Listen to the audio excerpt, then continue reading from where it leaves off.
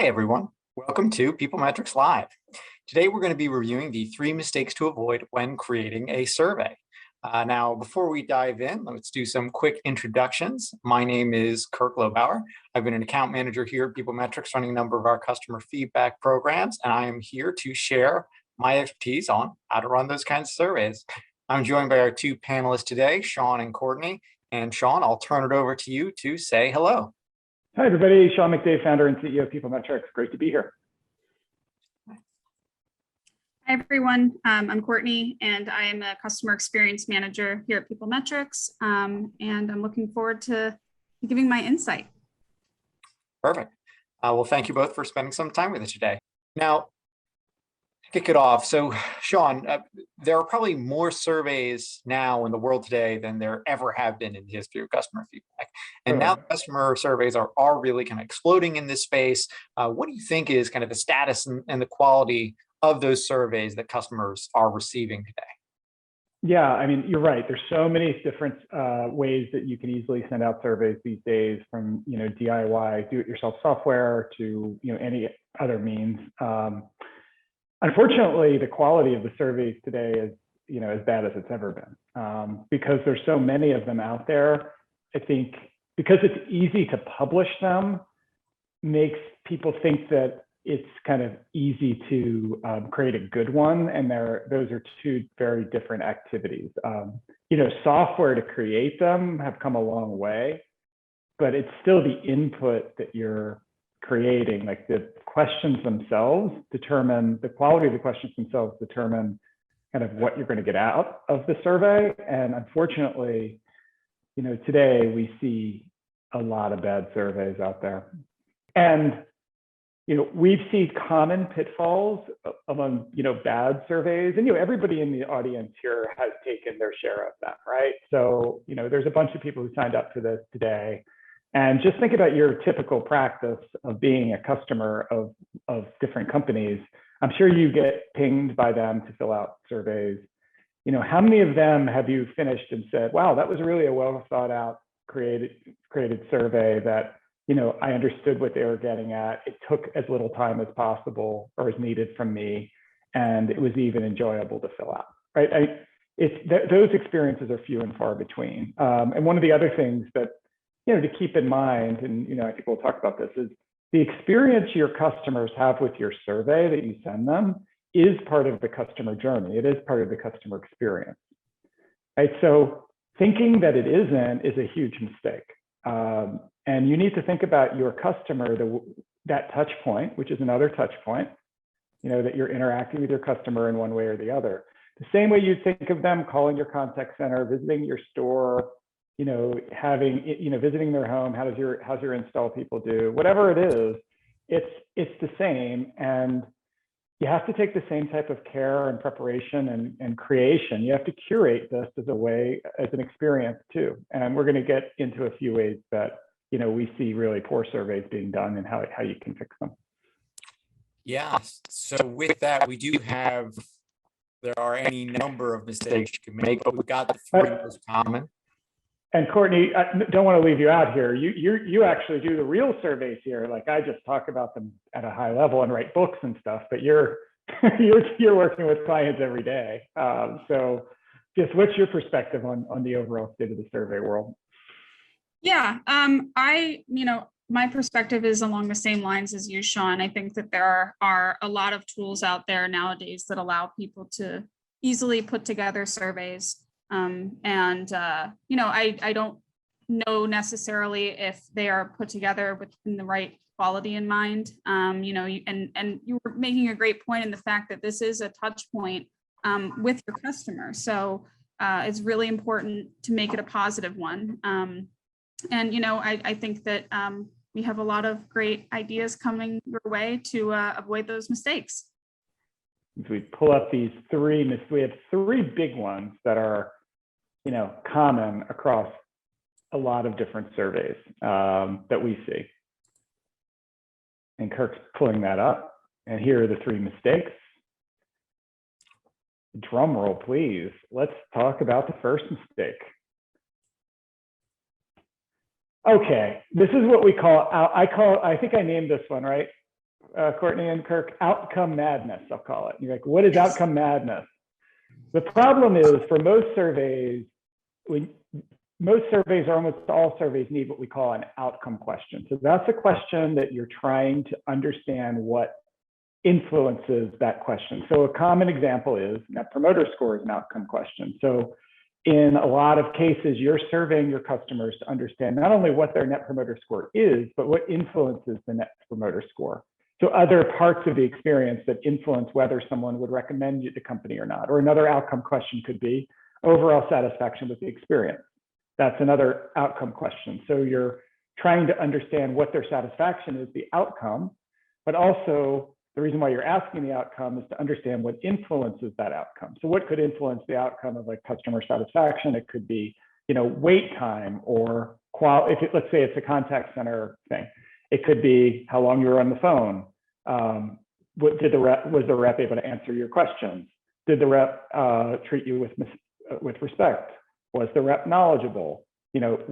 How easy was it to get an answer to your questions? And there's all these questions like that. But if you don't have an outcome question, you don't know which ones of all of those other questions you're asking are most important.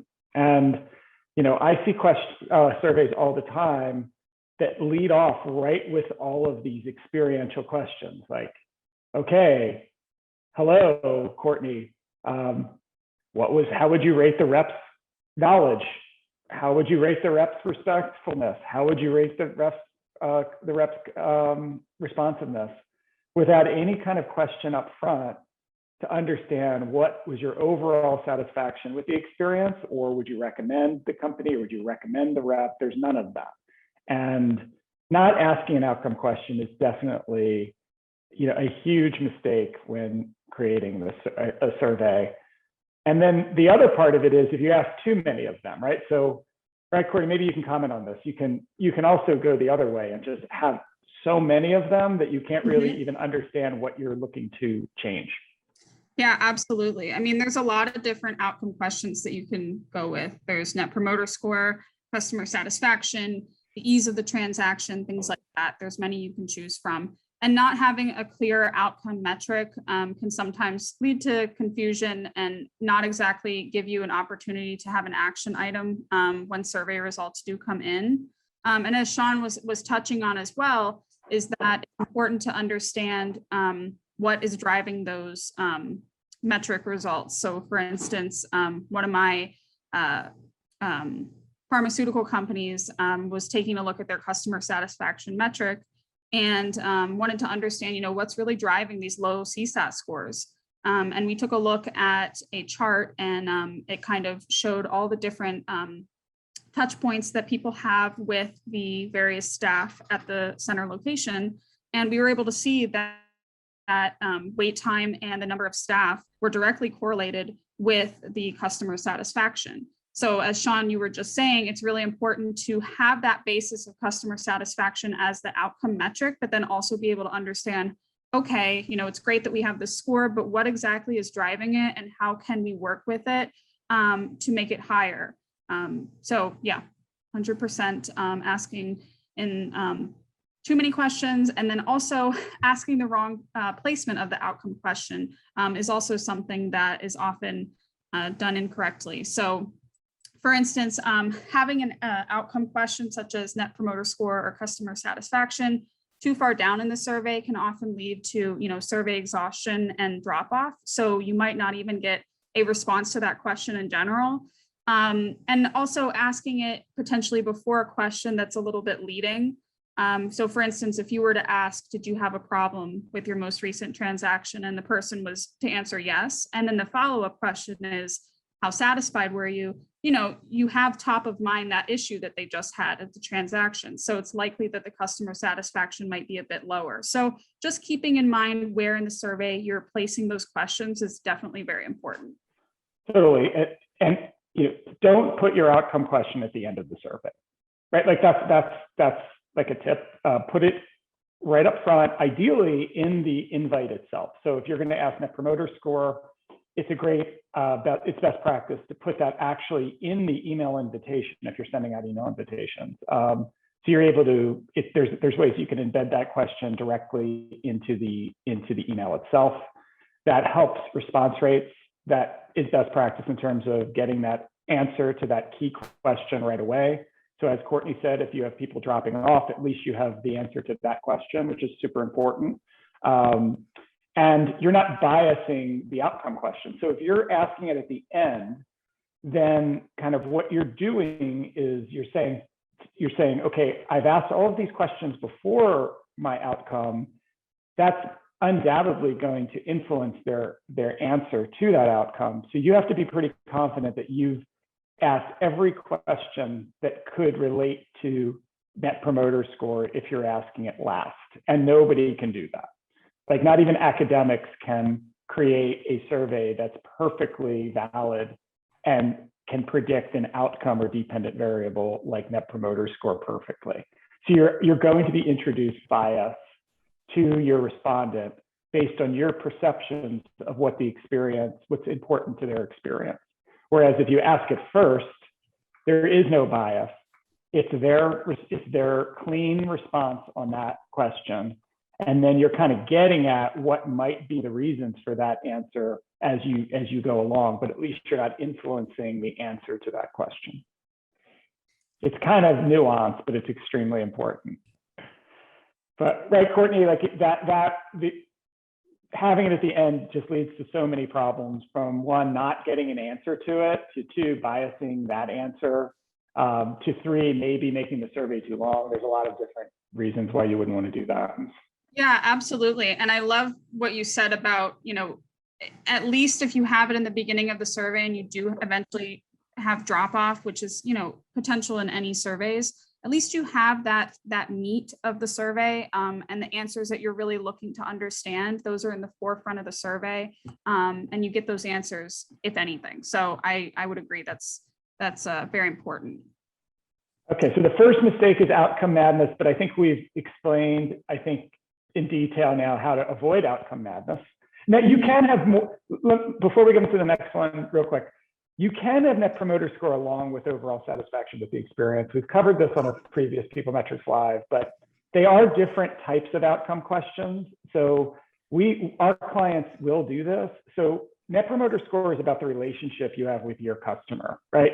It's an overall cumulative relationship question. It's, would you recommend the company to a friend or family? It's a 0 to 10 point scale, and 10 is very likely to recommend, 0 is not likely to recommend.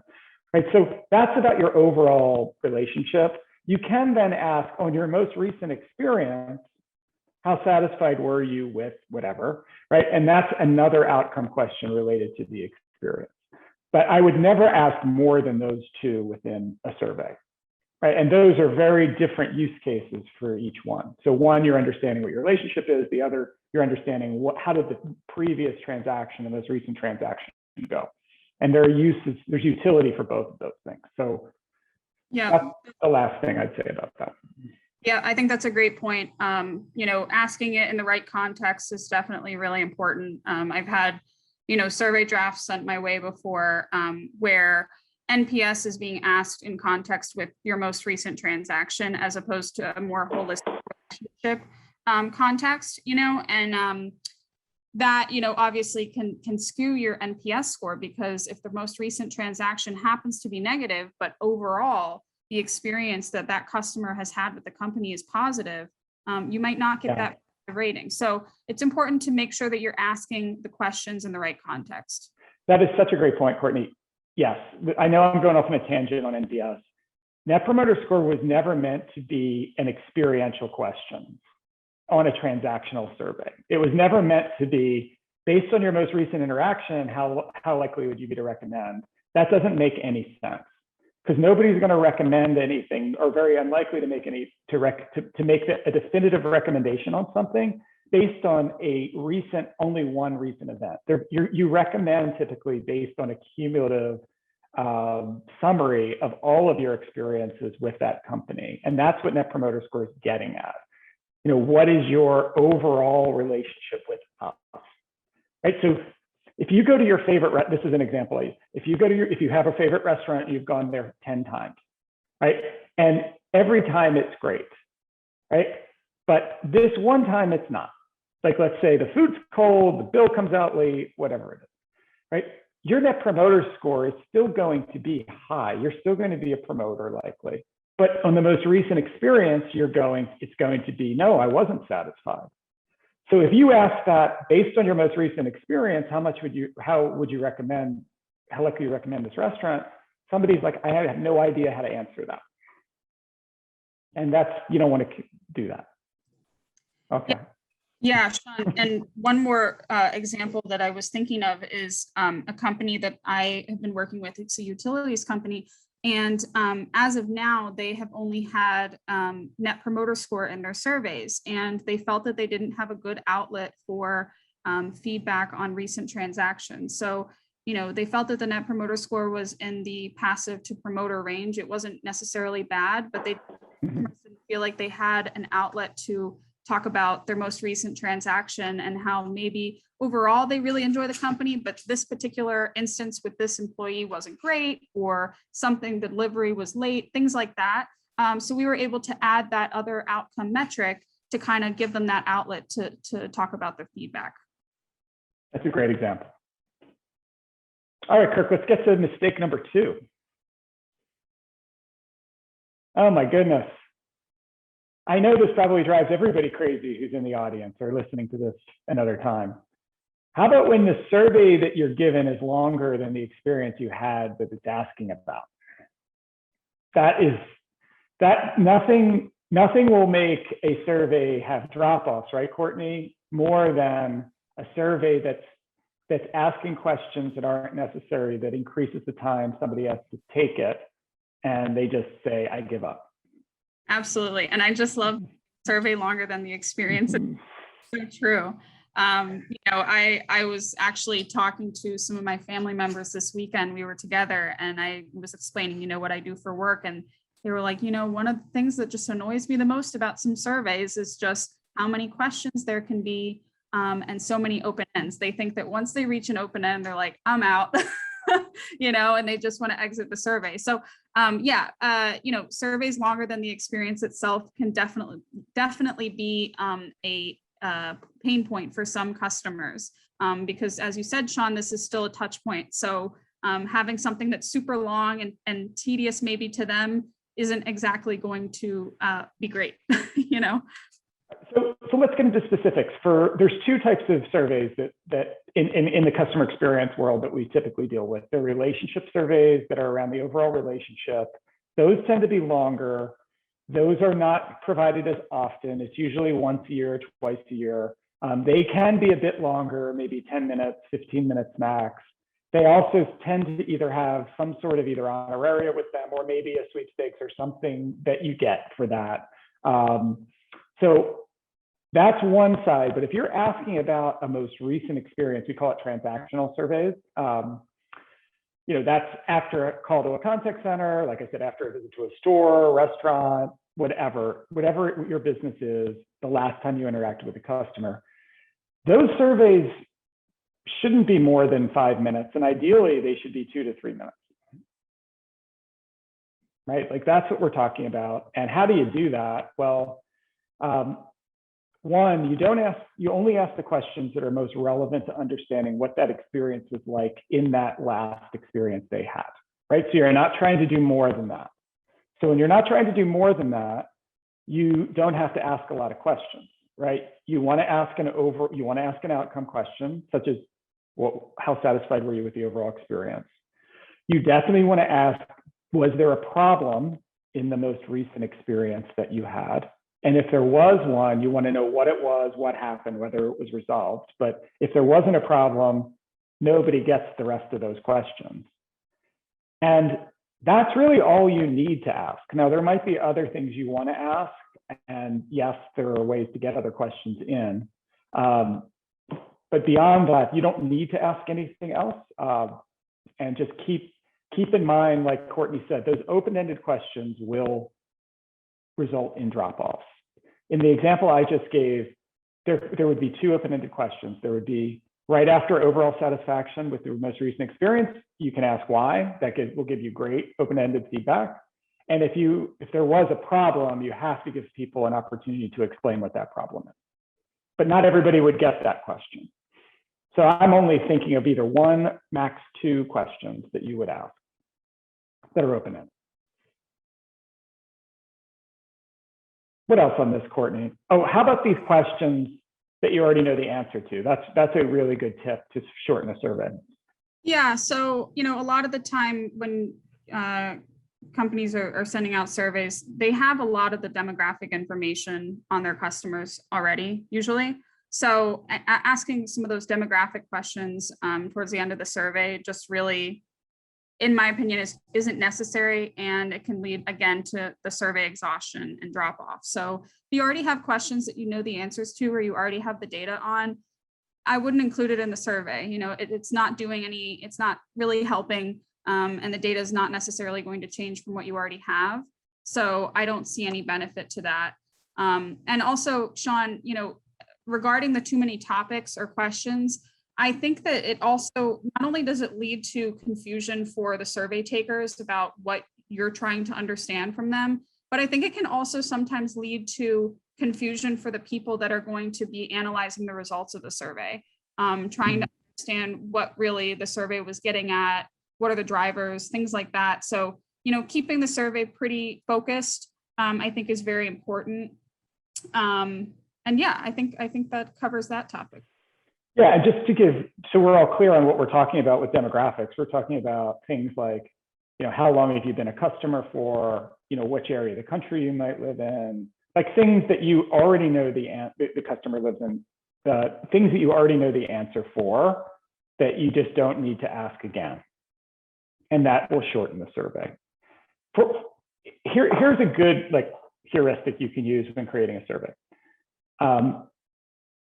If you include the question that if you get a poor result on, that isn't an outcome question, because an outcome is the outcome, right? If you get a poor result on it, you have to figure out why. But if it's the other questions on the survey that you're asking, other than the outcome, other than Net Promoter Score, overall satisfaction, if you get a low score on one of these items, what are you going to do about that? Are you going to be able to change anything based on the result of that question? So I've given a couple of examples today.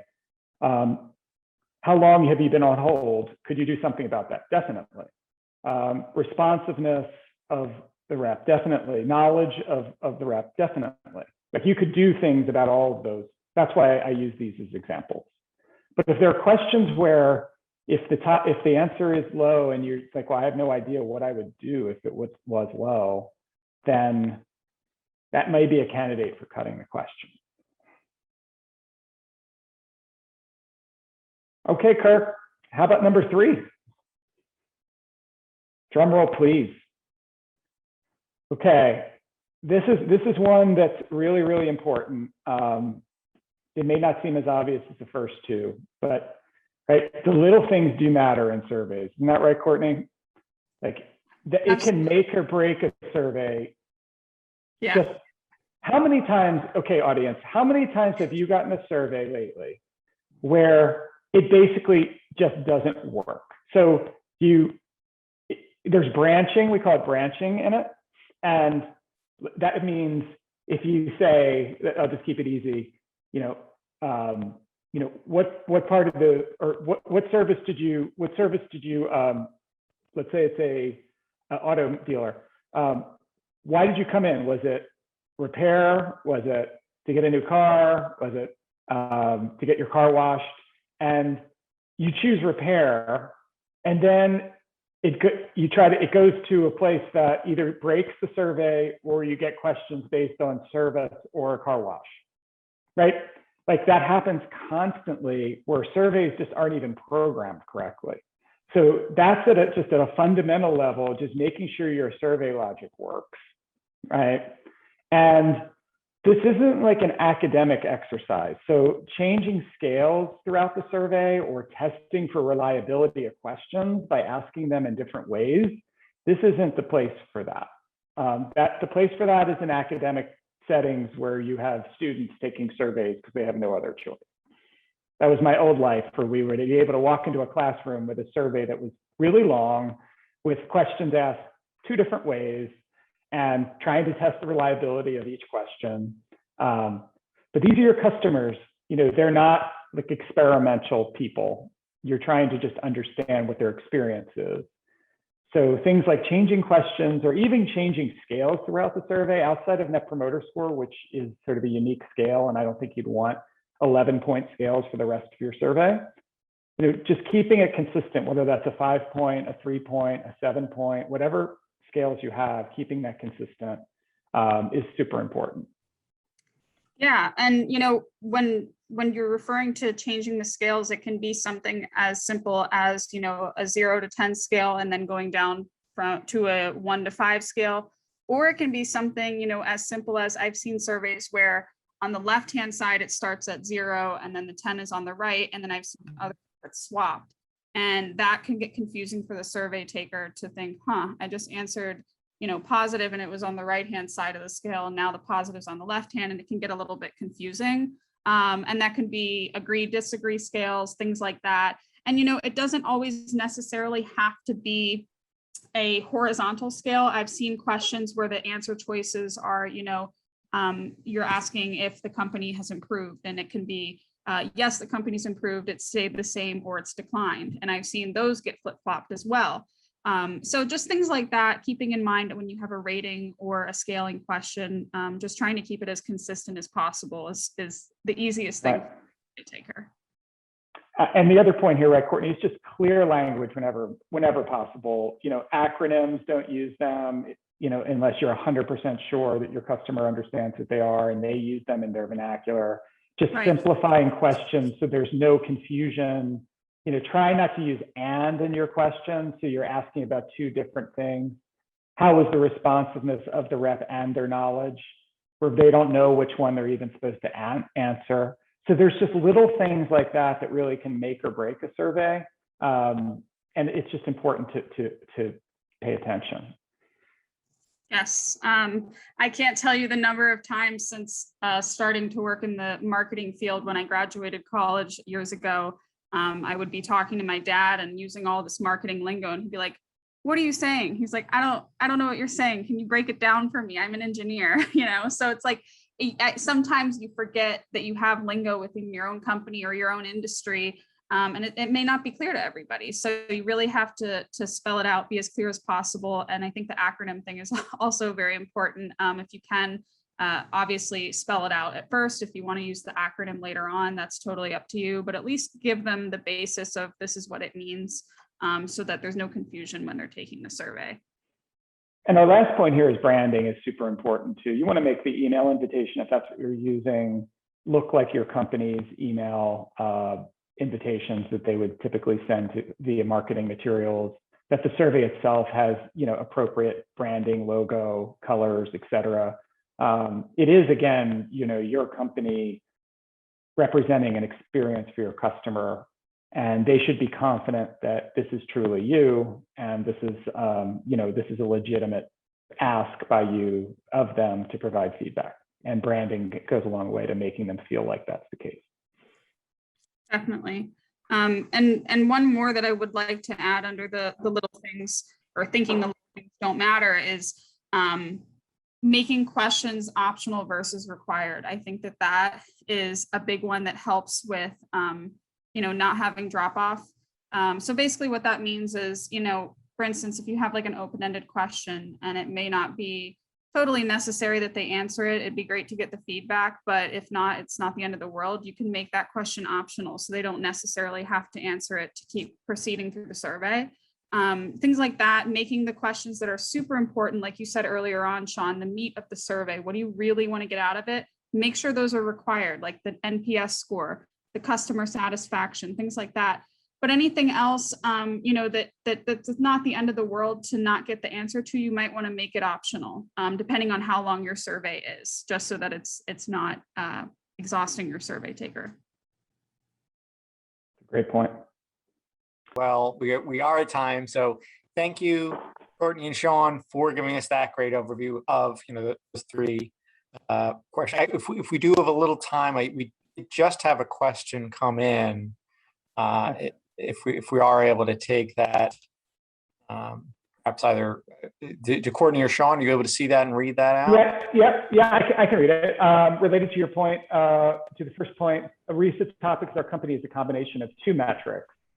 For example, after implementation of a chatbot, we'd like to improve the customer satisfaction from email templates directly to the chat to increase response rate. And our product team would like to have the question related to the feature itself. Plus having it by default one open text, which would logically be connected to the post-transactional survey. So what is your take? Let's see. That's a pretty complex one. That's one I have to think about. One quick thing, if I'm coming in all right, is everything should tie back to your original goals. So if a big goal for you is understanding historic trending, then switching the medium of the question from an email to a chatbot, that can change the way the scores are responding and change that trend. So if that historical trend is more important to you than the response rate, you may want to stick with your current method. And then I think specifically on features, again, to what Sean said, you should understand, if I get a low score on this, can I actually do something with it? And so you do have this goal of understanding your features, whether that's an open-ended question or specific elements of the feature set that you want to know more about. Then, as briefly as you can understand that and speaking to those goals, then yes, that would certainly make sense if that's the goal of the survey. Yeah, I mean, I think moving it to the actual chat makes a lot of sense to me. The customer side, you'll get a higher response rate on that. So I would definitely do that. Your second question about the product team, a question related to the feature itself, I need to know what that question is. But if it's only one question, and you can't have a lot of questions on like chatbot type surveys anyway, that would seem to work to me. The open end, yeah, one at most on something like that. And I don't know if I'd put it in the middle or put it at the end. I'd have to think about it. All right. I think I would have it the other way around. I would have the customer satisfaction.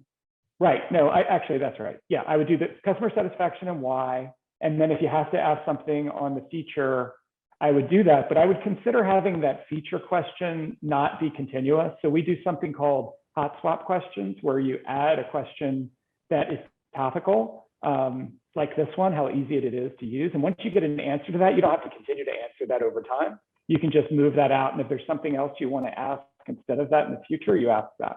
So I think that would actually work really well. All right. How's that sound? Does that sound right, Kirk? Sounds good to me. All right. Well, definitely, we're a little over time. So thank you both, Courtney and Sean, for giving us these three big mistakes to watch out for, sharing that expertise with us. Hope this has been valuable for everyone on the line. And we'll make sure that when this goes up on our YouTube channel, we'll include a link to download the diagram that we've shared here, so you can use that as a reference internally. And if you have any colleagues or friends who couldn't make it today, no worries. You can find this recording when it goes up on our YouTube channel, as well as our prior recordings. And if you go to our website, PeopleMetrics.com, you can sign up for future sessions, explore our blog, and get a copy of our founder's book, Sean McDade, Who's Your Listener Die, and he's got a new book coming up as well on pharma customer experience. So certainly feel free to reach out to us if you'd like to get in touch. And we'd love to hear more about what you're working on and give you a tour about the work we do and how we do it. So thanks again for joining. Have a great rest of your day. And we hope to see you again soon on another edition of PeopleMetrics Live.